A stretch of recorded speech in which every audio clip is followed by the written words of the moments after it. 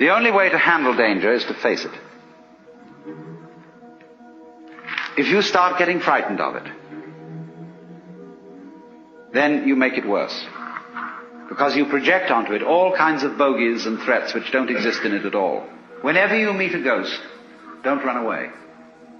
Because the ghost will capture the substance of your fear and materialize itself out of your own substance.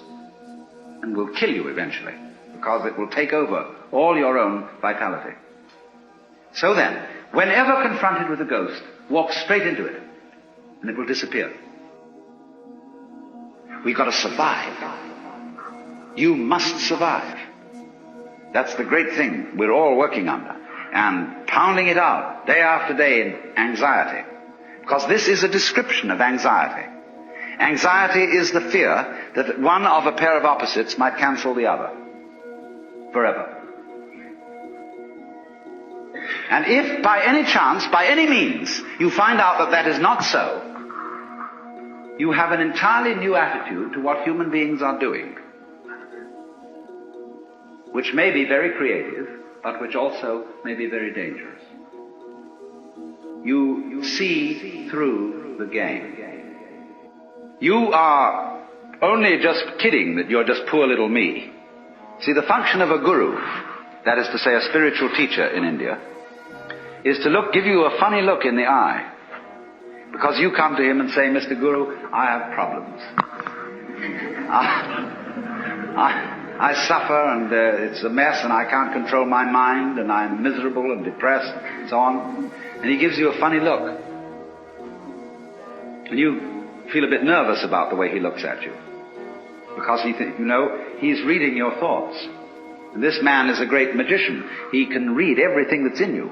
He knows right down into your unconscious, and you know all the dreadful things you've thought, and all the awful desires you have, and you are rather embarrassed that this man looks right through you and sees them all.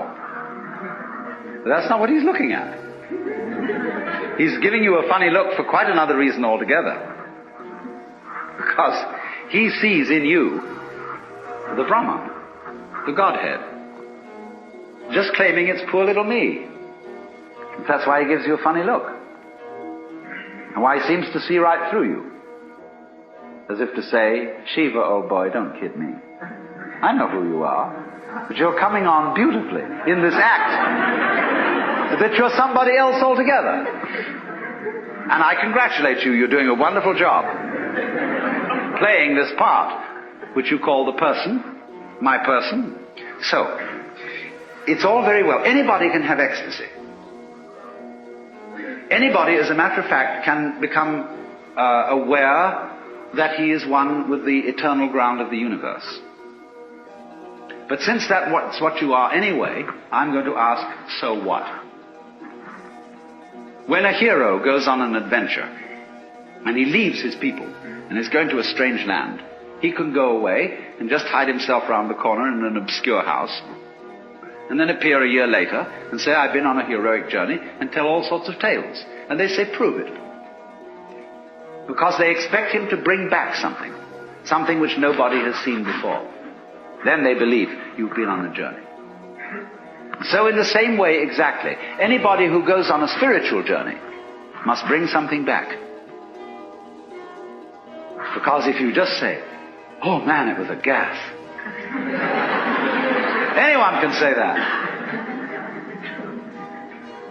Now this is why in the doctrines of Buddhism there is a differentiation between two kinds of enlightened beings. They are both forms of Buddha, which is to say the word Buddha means somebody who has awakened, who has discovered the secret behind all this. In other words, all this thing we call life with its frantic concerns is a big act, which you, in your unconscious depths, are deliberately setting up. So you can do one of two things when you discover this. You can become what's called a pratyeka Buddha. That means a private Buddha, who doesn't tell anything. Or you can become a bodhisattva. Pratyeka Buddha goes off into his ecstasy and never is seen again. Bodhisattva is one who comes back and appears in the everyday world and plays the game of the everyday world by the rules of the everyday world. But he brings with him upaya. He brings with him some way of showing that he's been on the journey, that he's come back, and he's going to let you in on the secret too. If you'll play it cool and also come back to join in the everyday life of everyday people. The first thing then is to discover what indeed you do love, if anything, and you will find there is something. And then go into the nature of that. Now it's said that selfish people love themselves, is something which you thought was other than yourself. Even if it be very ordinary things such as ice cream or booze, in the conventional sense, booze is not you, nor is ice cream. It turns into you in a manner of speaking when you consume it, but then you don't have it anymore. And so you look around for more in order to love it once again. But so long as you love it, you see, it's never you. When you love people, even however selfishly you love them, because of the pleasant sensations they give to you, still, it is somebody else that you love. And as you inquire into this, as you follow honestly your own selfishness, many interesting transformations begin to come about in you. One of the most interesting transformations of being directly and honestly selfish, in the same way that, for example, cats are, is that you stop deceiving people.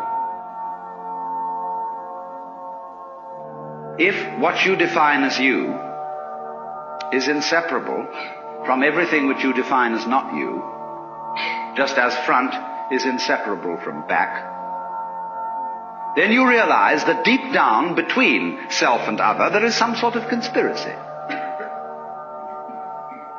If these things always occur in combination and look very different from each other and feel quite different, nevertheless the feeling of difference between them allows each one to exist. And so underneath the opposition or the polarity between self and other, or between any other pair of opposites you can think of, there is something in common, as there is, for example, between figure and background. You can't see a figure without a background. You can't have an organism without an environment. Equally, you can't have a background without a figure, or an environment without organisms in it, or without things in it. You can't have space which is unoccupied by any solid. You cannot have solids not occupying some space. This is absolutely elementary, and yet we don't realize it, because, for example, the average person thinks that space is nothing. That it's just a sort of not there-ness in which there are things. And we are slightly afraid that not there-ness, that nothingness, that darkness, that the negative poles of all these oppositions will win. That they will eventually swallow up every kind of being and every kind of there-ness. But when you catch on to the game, you realize that that won't happen. Because what is called not existing is quite incapable of being there without the contrast of something called existing. It's like the crest and the trough of a wave. You can't have a wave that is all trough and no crest, just as you can't have a wave which is all crest and no trough. Such a thing has never been manifested in the physical universe. They go together.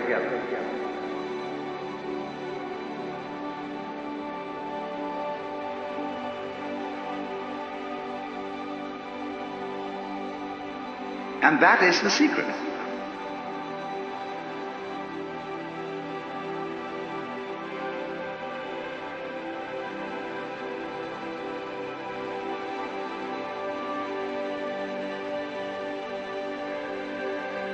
There really is no other secret than that.